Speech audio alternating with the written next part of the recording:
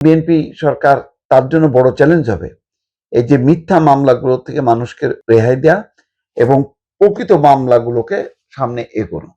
এই কাজগুলো যদিও কঠিন, কিন্তু আমার ধারণা যে বিএনপি এই দায় থেকে মুক্ত থাকতে পারবে না।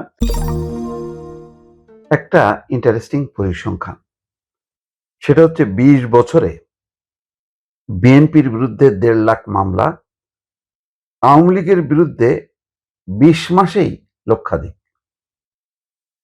এটা বাংলা ট্রিবিউন করেছে। আওয়ামী লীগের সূত্র এবং বিএনপির সূত্র মিলায় তারা এই পরিসংখ্যানটা সামনে এনেছে।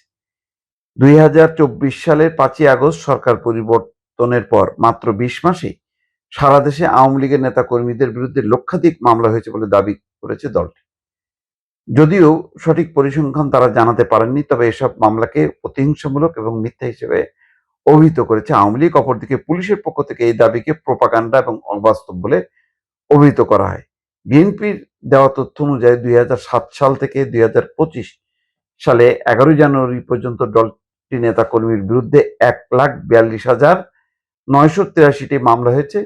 বিএনপি নেতাদের দাবি, আওয়ামী লীগ সরকারের শাসনামলে দায়ের করা এসব মামলার প্রায় সবই ছিল মিথ্যা এবং হয়রানিমূলক।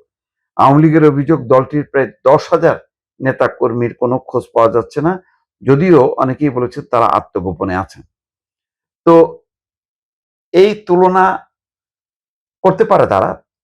এখানে সরকারের যেটা ভুল হয়েছে, এই সরকারের না, বরং এটার সূত্রপাত হয়েছে ইউনূস সরকারের সময় থেকে। তারা যত হত্যাকাণ্ড এবং আহতের ঘটনা ঘটেছে, ব্যাপক হারে মিথ্যা মামলা দিয়েছে। তুচ্ছ ঘটনা, ব্যক্তিগত ঘটনা, ঘটনা ঘটেনি এমন সব মানে বায়বীয় জিনিসের উপর ভিত্তি করে মামলা বাণিজ্য করেছে চরমভাবে। সেখানে স্থানীয় পর্যায়ে বিএনপি নেতা কর্মীরা যারা ক্ষুব্ধ ছিল, যারা আবার ধান্দাবাজ মতলববাজ, তারা যুক্ত হয়েছে। প্রশাসন পুলিশকে তারা যুক্ত করেছে এর মধ্যে। এটা একটা নেক্সাস। বহুবার কিন্তু আলোচনা হয়েছে যে জুলাই হত্যা মামলাগুলো, সেইগুলো যদি শত শত মানে আসামি হয়, তাহলে এই মামলাগুলো নিষ্পত্তি করা, পরিচালনা করা অসম্ভব ব্যাপার হবে। সাবেক আইন উপদেষ্টা আসিফ নজরুলও বলেছে এগুলোর ভিত্তিতে গ্রেপ্তার করা যাবে না, গ্রেপ্তার করতে গেলে ঊর্ধ্বতনের অনুমতি লাগবে। কিন্তু এগুলি কথার কথা হয়েছে এবং বলা হয়েছে যে পর্যায়ক্রমে মিথ্যা মামলাগুলো প্রত্যাহার করা হবে, কিন্তু কোনোটাই আসলে কিছু হয়নি। গণহারে সর্বশেষ যেই আটক করা হলো স্পিকার শিরীন শারমিন চৌধুরী, সেই একই সেটা কি হত্যা মামলা, রংপুরে একটা হত্যা মামলা, আরো যেগুলি আছে সবই তাই। এবং এটা বোঝাই যাচ্ছে যে এখনো পর্যন্ত যেটা অনুসরণ করা হচ্ছে সেটা হচ্ছে ইউনূস সরকার যেভাবে বা ৫ই আগস্টের পট পরিবর্তনের পর যা যা ঘটেছে এখন পর্যন্ত কিন্তু তাই তাই হচ্ছে। মামলার কোনো শেষ নাই।